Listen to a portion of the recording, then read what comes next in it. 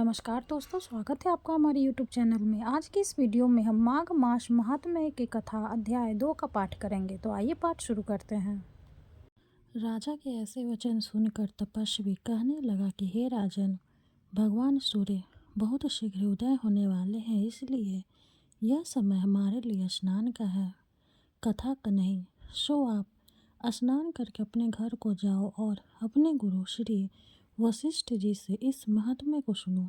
इतना कहकर तपस्वी सरोवर में स्नान के लिए चले गए और राजा भी विधि पूर्वक सरोवर में स्नान करके अपने राज्य को लौटा और रानीवास में जाकर तपस्वी की सब कथा रानी को सुनाई।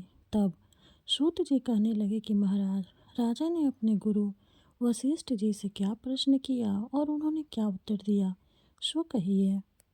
व्यास जी कहने लगे, हे सूत जी, राजा दिलीप ने रात्रि को सुख से सोकर प्रातः समय ही अपने गुरु वशिष्ठ जी के पास जाकर उनके चरणों को छूकर प्रणाम करके तपस्वी के बताए हुए प्रश्नों को अति नम्रता से पूछा कि गुरुजी, आपने आचार, दंड, नीति, राज्य, धर्म तथा चारों वर्ण के चारों आश्रमों की क्रियाओं, दान और उनके विधान, यज्ञ और उनकी विधियाँ, व्रत, उनकी प्रतिष्ठा तथा भगवान विष्णु की आराधना अनेक प्रकार से तथा विस्तार पूर्वक मुझको बतलाइए। अब मैं आपके माघ मास के स्नान के महात्म्य को सुनना चाहता हूँ।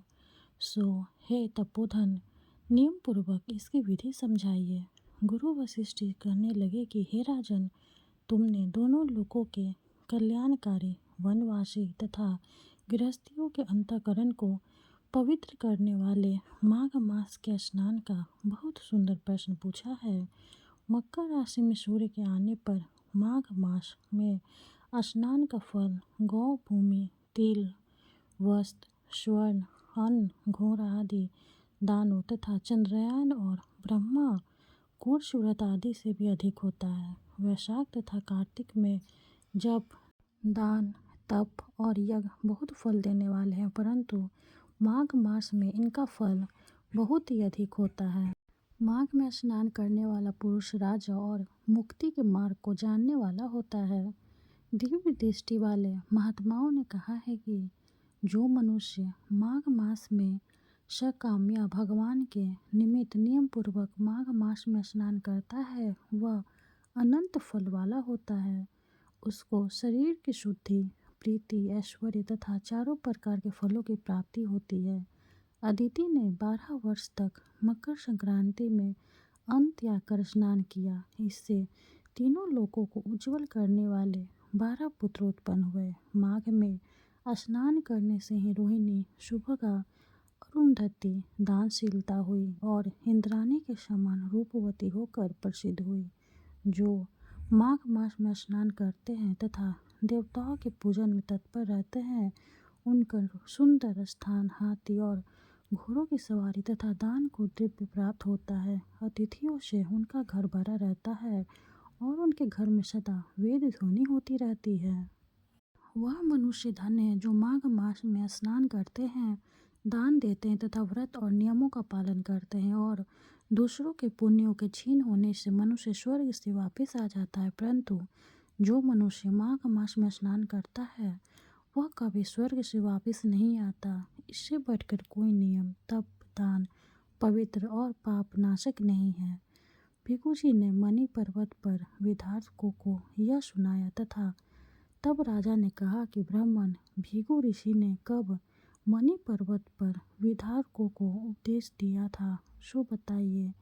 तब ऋषि जी कहने लगे कि राजन, एक समय 12 वर्ष तक वर्षा न होने के कारण सब प्रजा क्षीण होने के कारण संसार में बड़ी उद्विग्नता फैल गई। हिमाचल और विंध्याचल पर्वत के मध्य का देश निर्जन होने के कारण श्राद्ध, तप तथा स्वाध्याय सब कुछ छूट गए। सारा लोक विपत्तियों में फंसकर प्रजाहीन हो गया।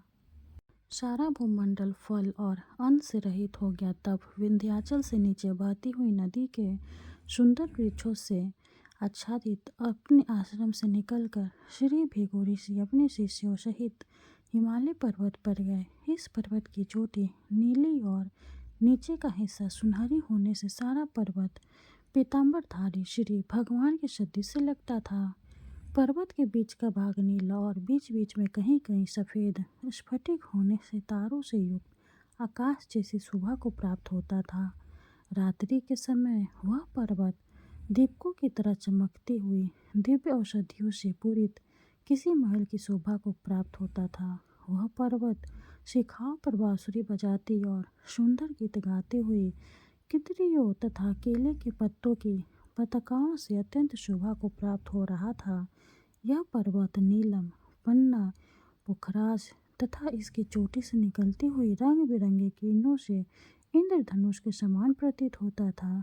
स्वर्ण आदि सब धातुओं से तथा चमकते हुए रत्नों से चारों ओर फैली हुई अग्नि ज्वाला के समान शोभायमान था। इसके कंदराओं में काम पीड़ित विद्याधरी अपने पतियों के साथ आकर रमन करती है और गुफाओं में ऐसे ऋषि मुनि जिन्होंने संसार के सब कलेशों को जीत लिया है, रात दिन ब्रह्म का ध्यान करते हैं और कई एक हाथ में रुद्राक्ष की माला लिए हुए शिव की आराधना में लगे हुए हैं।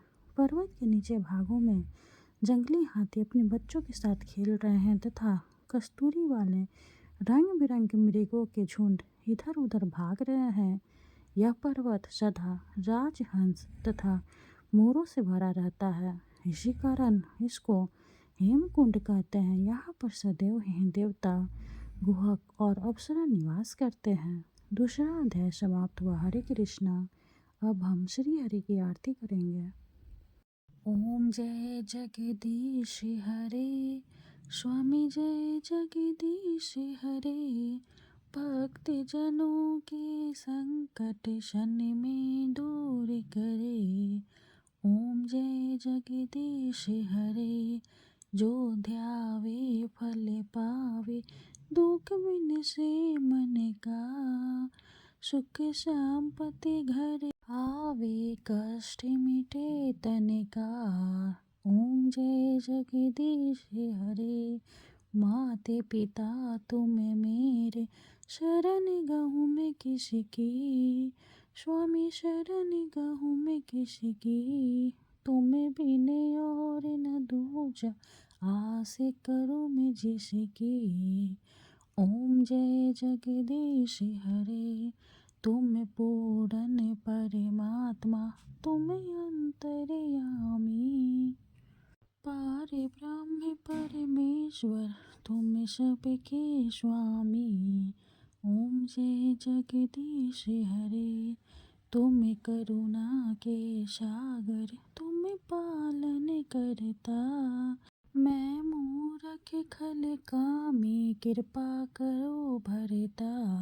ओम जय जगदीश हरे, तुम हो एक अगोचर, सबके प्राणपति, स्वामी सबके प्राणपति।